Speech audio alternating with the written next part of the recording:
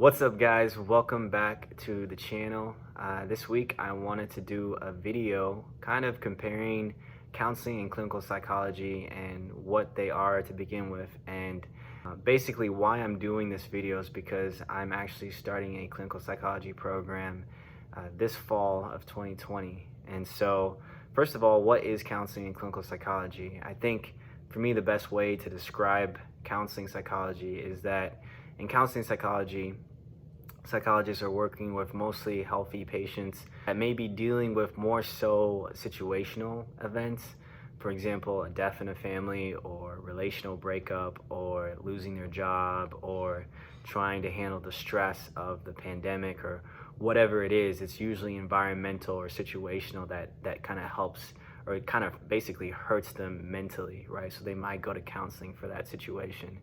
Whereas clinical psychology is more so of people that are dealing with everyday psychosis, some type of debilitating mental health disorder. Could be high forms of anxiety or stress, or even major depression, or basically things that aren't situational. So even if everything in the world is going perfectly, everything is going great with their job or their family or their relationships, they still feel a certain amount of hopelessness, or they feel a certain amount of internal negativity in their mind and in their body. And so that's where really clinical psychologists come in and are able to kind of break that down and help them through that process.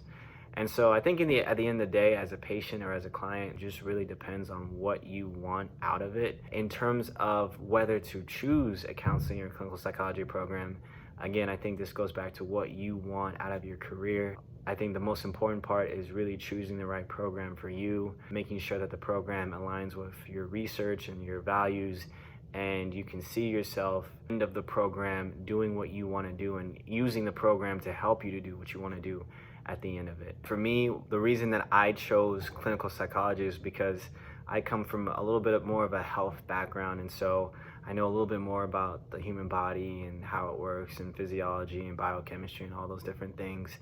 And I wanted to take that knowledge and really apply it to mental health and the brain and the human mind. And so for me, I can see myself working in a hospital and using my knowledge of what I know about the human body and connecting it to the mind to help people. Those are the differences between clinical and counseling psychology. Those are some of the reasons why someone might want to choose counseling or clinical psychology over one or the other. You know, these are some of the reasons that I chose clinical psychology, because of what it can do. And so I'm super excited because for this channel, I'm going to be putting out a lot more content related to emotional, mental, and spiritual health.